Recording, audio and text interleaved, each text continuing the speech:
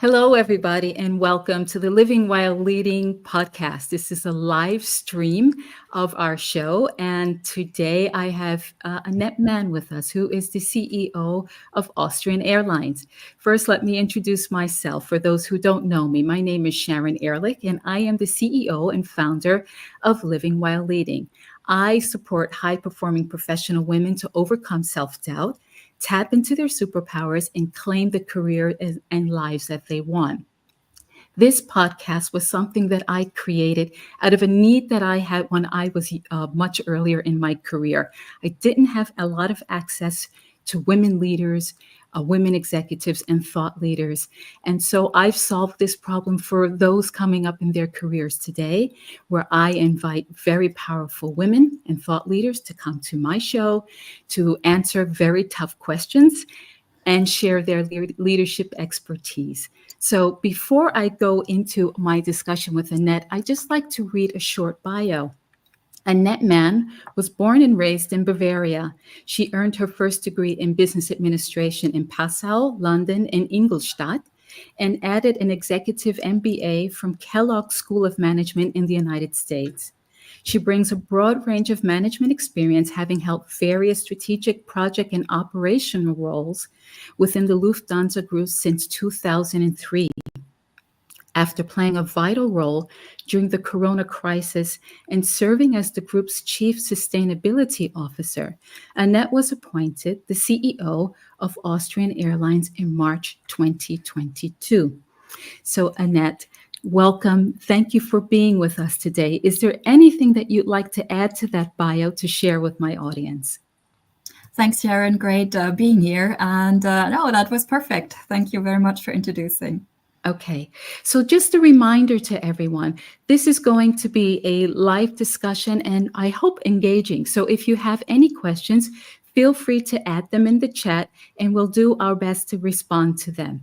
So Annette, I'd like to start right off by asking you a question because our topic today is authenticity in leadership and the approach to maintaining authenticity and transparency within an organization and with stakeholders during challenging periods and how it impacts organizational culture and success. So the first question I'd like to ask you today is how do you define authentic leadership? And how has your understanding of it evolved since becoming the CEO of Austrian Airlines? Well, authenticity, that's a big word, right? Because what is authentic? Many people define as not playing some artificial role, but being yourself. However, being yourself means so many different things in life, right? How do you be authentic in private life? And you have a role in private life and you have a role in management and professional life. So yeah, it's about finding probably your authentic role within the environment you are in. And so what exactly is that? And probably the difficult part is that the one thing is always being sure and re-asking yourself, what is it? Are you really true to yourself, or has it somehow involved that you play a role without even really noticing? So this is a lot about getting feedback and trying to calibrate yourself. How do you see yourself? How do others see you? And is that matching? Probably. So this is what in the end would be authentic, I believe. And this is a constant process because you're evolving in roles, you're evolving in life. And so probably getting that kind of feedback and trying to match what's your own picture of yourself and how others are perceiving and continuously balancing it is probably what then leads to authenticity. How has that changed since I became the CEO? Well, it is very true with every role and probably even more so with the CEO role. It's you have to get used to this role, right? So for oneself, it's just still me.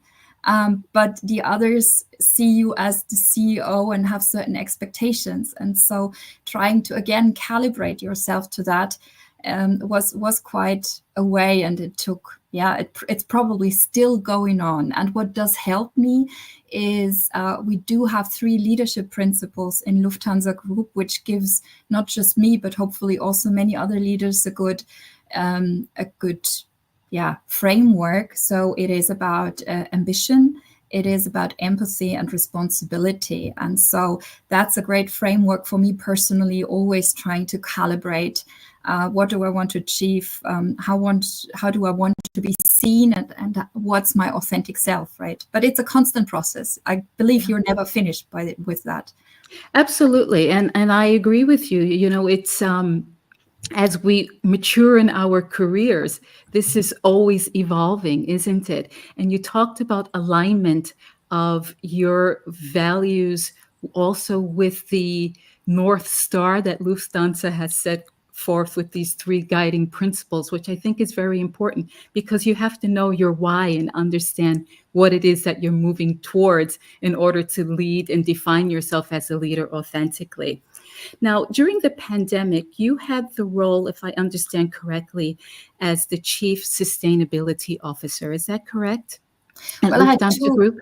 You had 2 Yes, roles. more or less. I had 2 roles. In the very first year of the pandemic, I was in the so-called restart team. So we tried to get Lufthansa Group back on track and navigate through the pandemic. And there I was responsible for lots of processes and running the airline in really difficult times, especially on the customer processes. And yes, then I changed to the sustainability role. So I saw it from several perspectives. Yes. Okay. All right. Well, let me ask you this question then. What were some of the most challenging decisions that you had to make during that period in either of the roles that you had?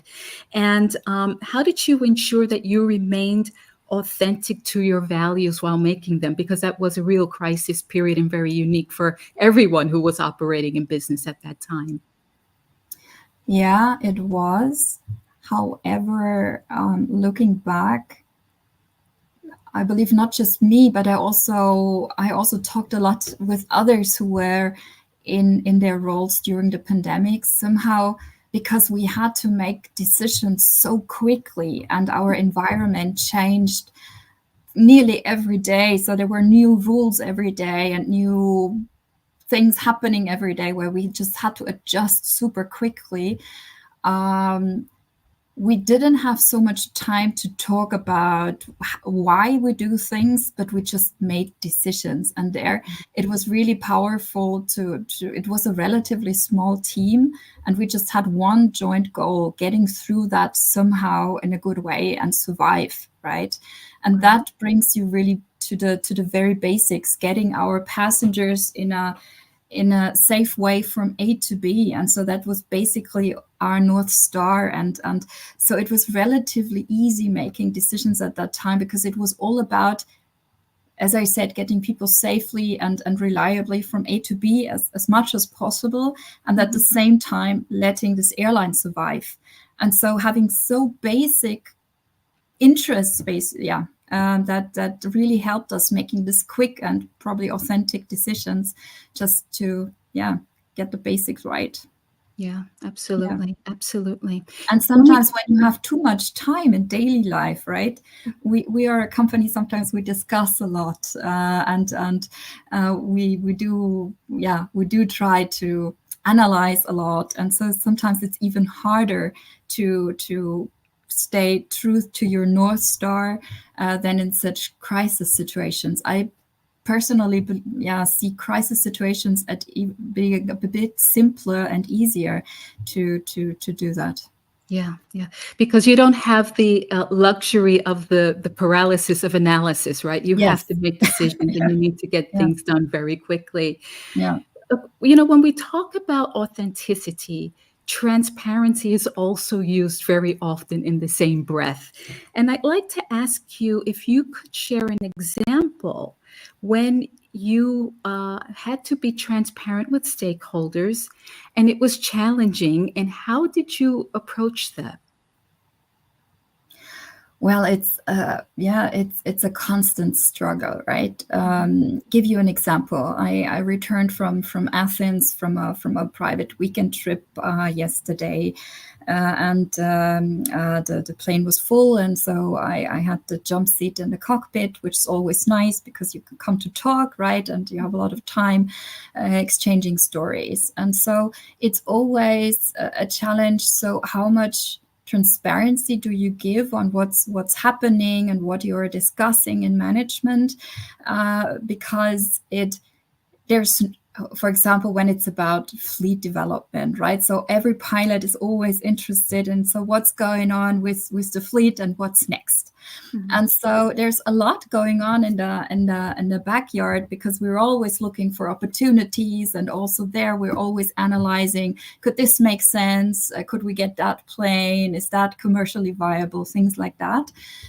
So do you openly share that? Which again is no big secret, but at the same time, as long as it's not decided, still you create expectations. Right. And then probably if things don't really realize, probably for good reason, because you analyzed and said, well, that gives you minus 10 million EBIT, right? Doesn't make sense. But then is there probably disappointment because you had that talk with the pilots in the cockpit and they were thinking, oh, cool, there's something coming. Right. And then you say, well, no, it's not coming. So I just openly shared what's going on and what's cooking in the background.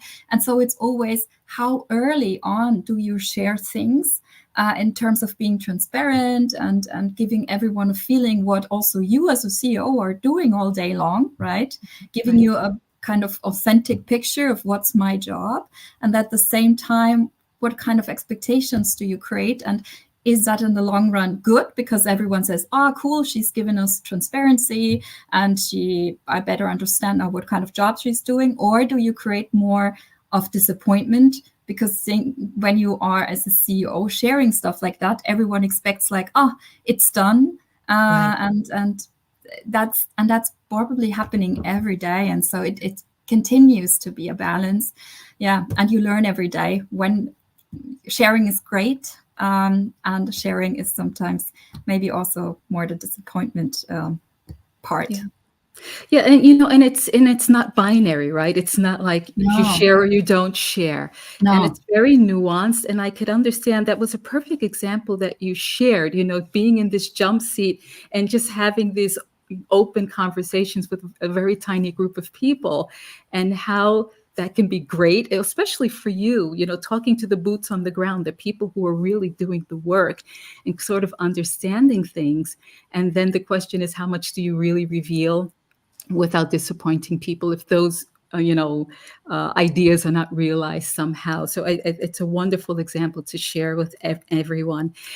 I would think as a new manager that this is something that's very challenging, because I was also a manager and had large teams very early in my career when I finished my MBA. And I understood the danger of oversharing. So I think when you're a younger manager, it's probably a little bit more cautious. I would say exercising a little bit more caution is a little bit more recommended, only because you're newer, and this balance comes with experience. I think you have quite a bit of experience now, and you know how to handle it in a different way than someone who's just entering their first management position. Right? And still, you make mistakes every day. Yeah. I mean, I believe leadership is nothing where you're ever done with learning, right? Because you change, situations change, and people around you change, and so you always have to recalibrate yourself and learn. And then we're back to feedback and trying to understand what people think of it and how things resonate, right? Right. Well, let's talk about turbulent times, because we touched a little bit on the pandemic, but there are always turbulent times going on in the world because of economic crises, violence in the world, and so on and so forth. So how do you balance the need for authenticity with the pressure to present confidence and stability when times are turbulent? Yeah, it's very much related also to the question before, right? So what do you share at what point of time? And I think one of the most complicated things, and it sounds so easy what you learn as a new manager, right? It's about setting goals, and what you have to set goals, and you have to have targets and all that, and visions, right? And it sounds easy, but especially in aviation, I feel it gets more and more complicated the higher you rise up in your roles. Why? Because I have no clue how the world is looking in 3 years from now, right? And so promising very concrete things like we will have so many planes in this and that year, or we will have so and so much growth until then, right? That's all something where you would assume, yeah, let's set targets like that. And yes, you can try. And of course, we have targets like that. But at the same time, in our industry, you always need to remain flexible enough that you change plans as soon as your environment changes, Right. or as soon as opportunities come up. Mhm. And so again, is how do you set the right target that people don't always have the impression targets are changing all the time. So I don't know, they don't have a plan, right? And they don't know what they want. And that the same, that it's not too blurry, so that again everyone says, oh, I don't understand that. And so we do try to give that confidence in the long run, but it's a constant struggle again to set it in the right way, being concrete, but at the same time leaving enough room for maneuvering, especially in a very, very volatile industry as we are. And so what have we done? We said, well, what always will remain, that Austrian, for example, is a company where we want to have a very, very big focus on being customer centric, having hospitality as one of our core values and core things we want to achieve. Also winning prizes in that area. Want to give people a good service, good time on board. It's about food and beverage. That's also something. All things that we want to keep high up, and where we want to make rather progress on these kinds of targets, where we do know this remains as a target also in 3 or 5 years from now, rather than having too specific targets in terms of in that month, in 3 years from now, we will have that many aircraft, because that's again something super difficult to plan and to achieve. Absolutely. There you really need the room to maneuver. So and we had that joint process together with our teams. That there it was a lot about being a hospitality company and setting targets in that respect. Yeah, yeah. I don't know anything about the aviation business, but I certainly appreciate you breaking it down in those terms about it being a hospitality company, because of course, I'm on the receiving end of hospitality. I travel a lot, I stay in hotels. And so I think when you put it in those terms, it's a lot easier for people to understand. I just want to remind our listeners that Annette will be taking questions. So if you have a question you'd like to ask her, please feel free to put it in the chat. I'd like to talk a little bit about organizational culture.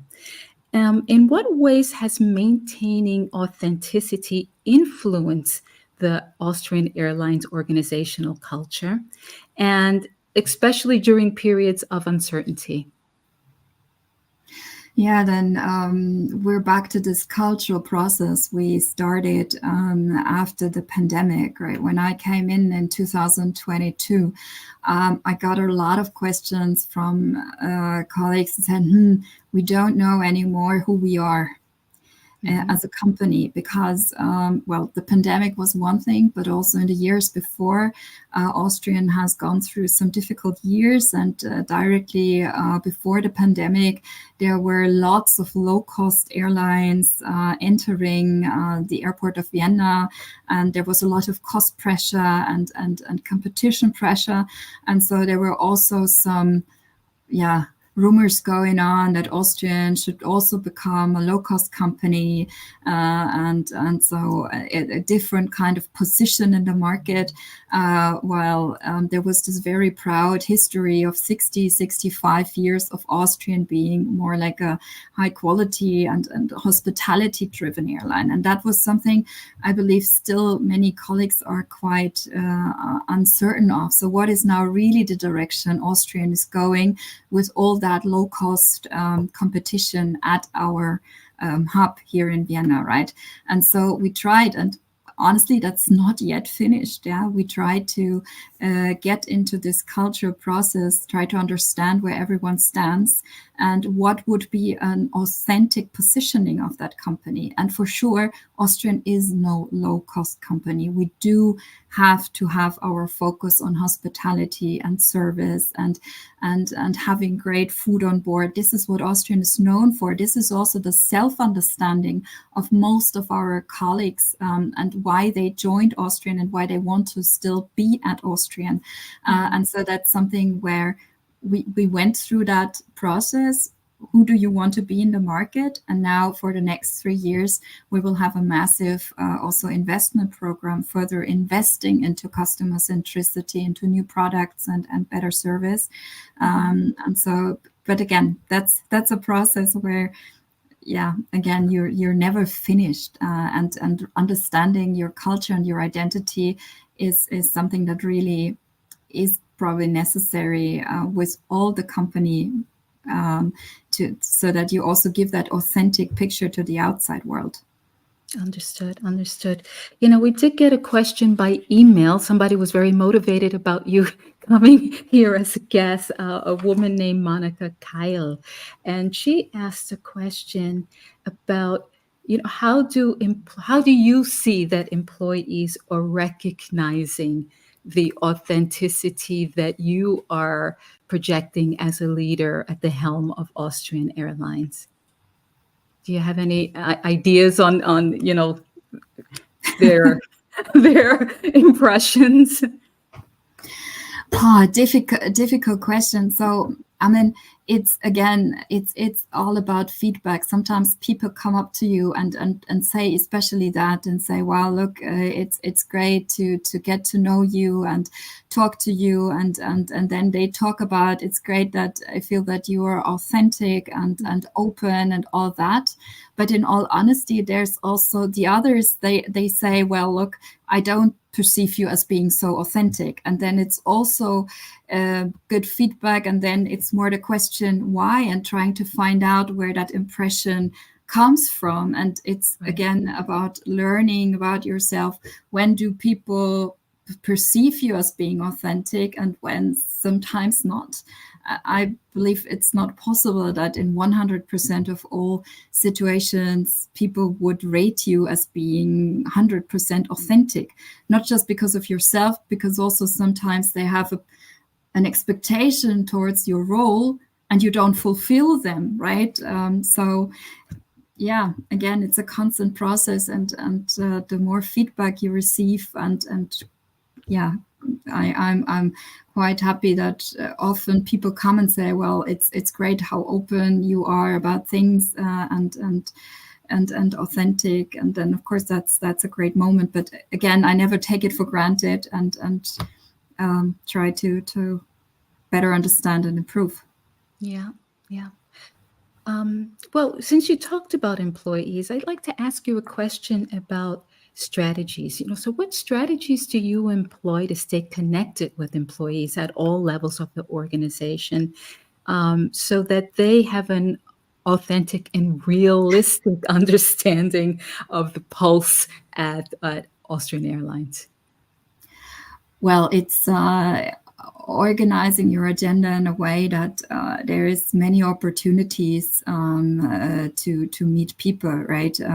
No matter if it's because you're visiting ground staff, because for example, after having the flooding here in Vienna, they really worked day and night in these days to keep the operations up and to take care of people who got stranded in Vienna. So for example, when the biggest stress is over, just visiting them, talking to them, having lunch together. That's, for example, one opportunity. Or once a month, we come together to a format which we call galley talk. So we're meeting in a community kitchen. We always invite 12 people from all over the company, where we just spend the evening together. We're chopping vegetables and doing whatever, cooking together, having a glass of wine, and just chatting about the company and ourselves. And people can ask questions, and I ask questions. Or, as I said, like, just trying to use the opportunities whenever I travel. Having at least a short talk in the galley, or also with the cockpit crew.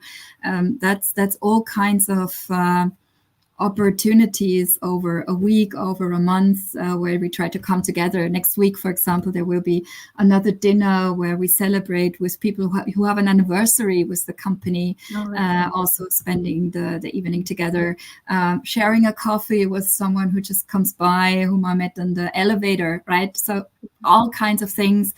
I don't think it's that one big thing. It's really being open and making sure that these kinds of opportunities happen. Right, right. And it's a cumulative effect, isn't it? I mean, this is a question that Elizabeth Miller asked that you answered actually just now, is, how do you encourage authenticity? How are you managing this in your day-to-day activities? And so thank you for that explanation, because it definitely gets to the point. What I wanted to ask you about also is, you do have a lot of stakeholders as well at Austrian Airlines.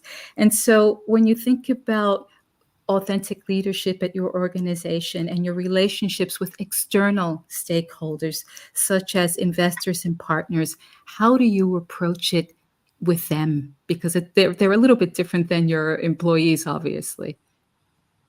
Yeah, well, so what I personally find extremely relevant, and not just to the external world, but in general, is try to get into the shoes of the other. And so what I found extremely important during my career was I had so many different perspectives during my way through the organization up to this role, right? It was sometimes from the headquarters, looking at the whole corporation of Lufthansa Group. Sometimes it was from the business unit, looking more like towards the headquarter.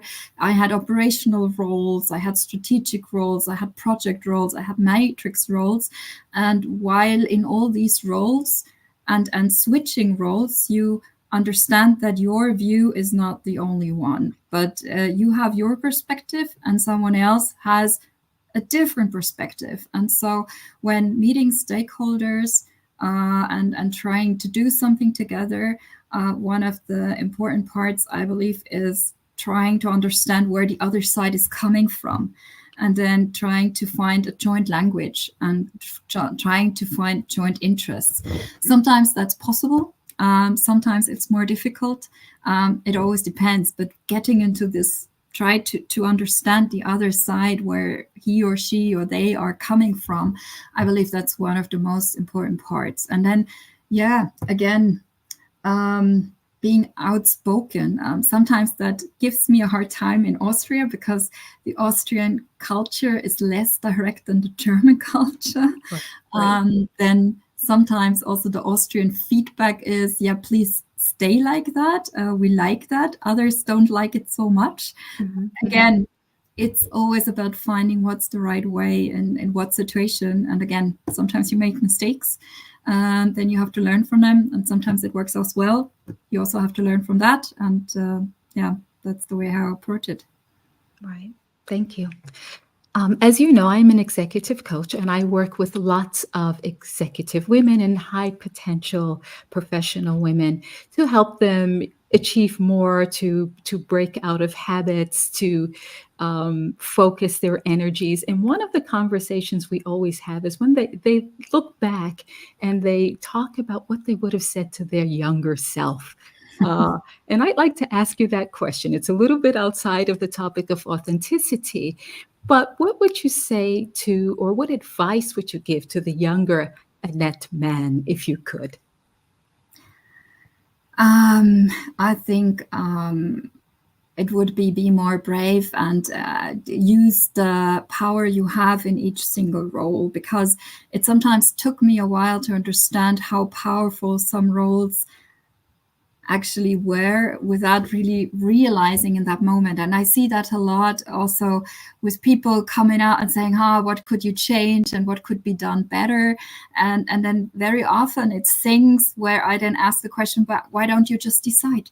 Why don't you just do this decision yourself instead of sharing it now with me or asking someone else? Why don't you just decide? And why don't you just to change the thing that is disturbing, whatever it is? And of course, it's not always possible to make these kinds of decisions, but in many situations, you have more room to maneuver, you have more power to make decisions than you are aware. And that's probably even true up to my role now. And so again, always re-asking the question, could I do more? Could I decide more without being so dependent from others? That would be probably my suggestion. Yeah. And pro tip. I don't know if you noticed it, but when I opened this call today, I said one of the things that I support women with is to overcome doubt or hesitation and tap into their superpowers so that they can get what they need, move forward, make impact. And for me, that's what you just described, is that you have, more often than we know, we have this possibility and capabilities to do more. We have to be brave, like you said, and grab that authority and make the thing happen. Yeah. Right. Well, ask for forgiveness, not for permission. That would be really bringing it down to the point. Yes, absolutely. I like that one. So we're coming to the end of our conversation, Annette. I'd like to ask you, are there any parting words you'd like to share with our audience today? Keep in mind that we have people who are listening live, and we also will have lots of people who will be listening on the replay as well. Well, we need more women in management. I sometimes say, if I'd known how great this job is, being a CEO of a company, being a CEO of an airline, I would have asked for the job probably earlier. So I was never planning to become a CEO of a company. It came over time, but it was not that I was there in my 20s and thinking that's my dream job. From the perspective now, I know what that is, how powerful that is in your life, and how exciting also to be in such roles. Yes, there's downsides, of course. It's coming with a price, right? But the price for me personally was absolutely worth, and I can just encourage many more women to go that way. And we need more of you, and just be brave. Yeah. Thank you. Thank you for those parting words. So first off, I'd like to thank the audience that's joined us live today for your engagement in the chat. Your comments and your support were very much welcome. This discussion will be on Apple and Spotify tomorrow. So I will have the audio version of this podcast available for everyone. And you can also find it on my website, which is livingwhileleading.com/podcast. Next month, Sonia Abules, who is the Executive Vice President of the Parcel business at Austrian Post, is going to be our guest. It's going to be an amazing conversation.